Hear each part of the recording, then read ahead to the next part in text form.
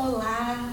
Hoje eu quero falar com um público bem específico, então presta atenção se o que eu vou falar você percebe que acontece com você. E aí você fica comigo até o final do vídeo, combinado? Então vamos lá.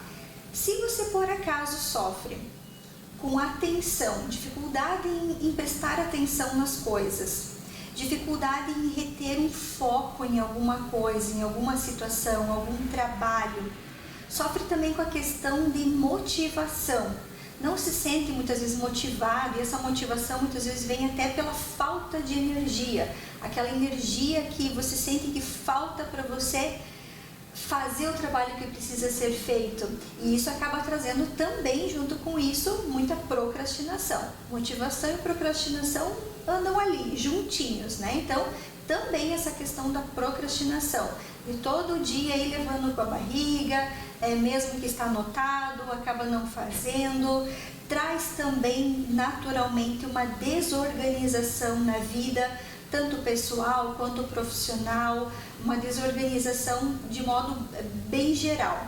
Comunicação também é uma dificuldade muito grande, desde aquela situação de levantar a mão e fazer uma pergunta, ou quem dirá participar de uma reunião, de um grupo de mais pessoas, onde você precise se expor, precise colocar a tua opinião, ou fazer alguma crítica, ou mesmo até a dificuldade grande em fazer feedback. Tomada de decisão, aquela tomada de decisão simples do dia a dia, de estar no restaurante e ficar às vezes mais tempo na fila sem saber o que escolher para comer, ou qual meia vai vestir, ou qual casaco, ou qual roupa, qual calçado. Tomada de decisões simples que às vezes acabam acarretando até nessa desorganização que a gente falou, né? De você acabar se atrasando, ou ficando com aquilo, acabar escolhendo aquilo que não era o que você gostaria que escolhesse, mas por uma pressão interna você acaba escolhendo. Questão de memória, né? Dificuldade em memorizar as coisas, e muitas vezes até perder oportunidades por todos esses processos anteriores, né? De não conseguir se comunicar, não prestar atenção, não ter foco, dificuldade em resolver, em tomar uma decisão. Isso tudo faz com que muitas vezes acarrete até em prejuízos, inclusive financeiros. E os prejuízos não param por aí, né? Se você se identificou com tudo isso que eu coloquei aqui, provavelmente você também vai ter sintomas e sinais como uma baixa estima, às vezes não acreditar em você mesmo, acaba perdendo oportunidades e se percebe desmerecedor daquela oportunidade, ou se sabota muito para nem querer estar diante daquelas oportunidades por tudo isso que eu listei anteriormente. Então, a lista de prejuízos que todos esses sintomas causam na tua vida pode ser muito mais do que você imagina. E muitas vezes você nem percebe o quanto isso está prejudicando o teu crescimento profissional, a tua evolução como pessoa, como mãe, como marido, como filho, como estudante. Enfim, né? Nós somos seres muito complexos e a gente atua em diversas situações da vida, e muitas coisas, né, principalmente essas que eu citei, acabam acarretando em prejuízos grandes. E aí você vai me perguntar o que tudo isso tem a ver, né, com esse vídeo. Enfim, eu quero contar para você que tudo isso que você sente pode provavelmente estar relacionado com processos de ansiedade. Aqui eu não falo de transtorno de ansiedade, o transtorno de ansiedade já é um outro assunto, mas em si a ansiedade cotidiana, eu costumo chamar da ansiedade improdutiva.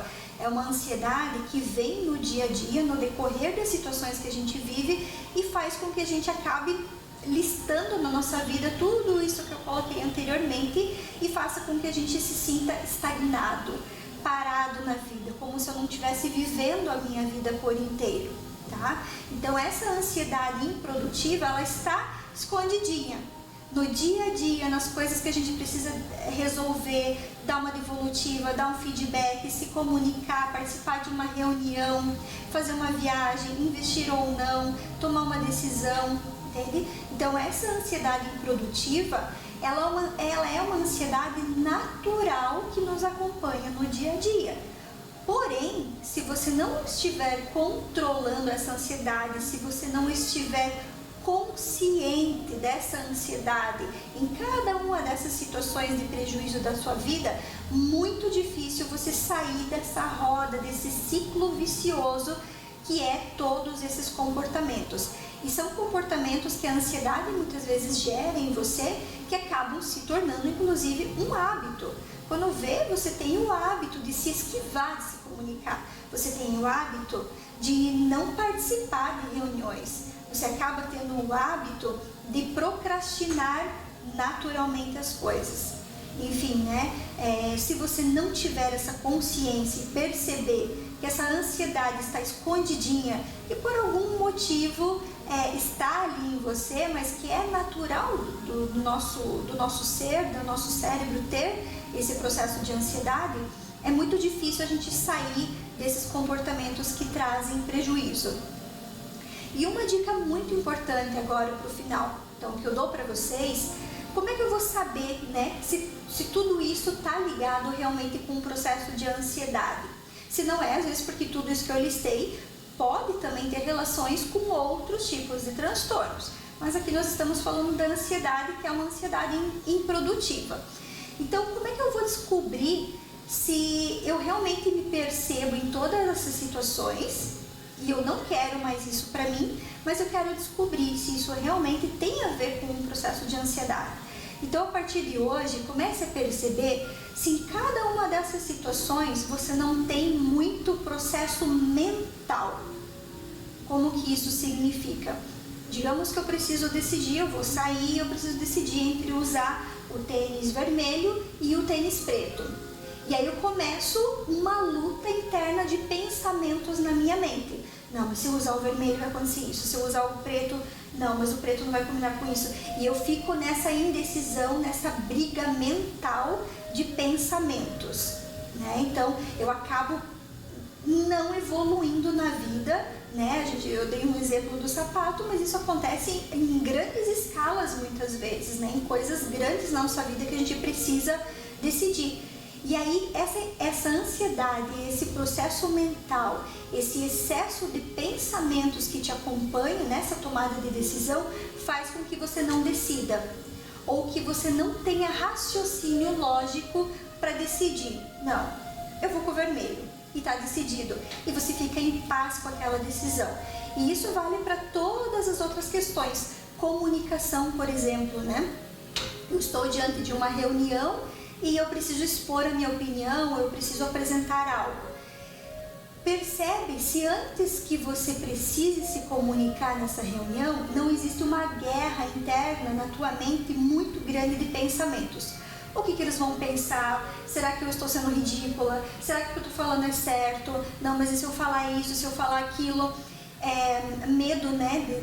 Medo constante. Então, normalmente, se for de um processo de ansiedade, vai vir um turbilhão de pensamentos, e normalmente esses pensamentos, eles estão muito ligados com a emoção do medo, o medo do que vai acontecer. Então, a partir de hoje, pare para analisar como que você está se percebendo diante de todas as situações e avaliar se realmente você não precisa criar mais habilidades de uma inteligência emocional que te leve a controlar essa ansiedade improdutiva que te leva a toda essa lista de prejuízos no teu dia a dia. Espero ter contribuído e eu estou aqui para te ajudar.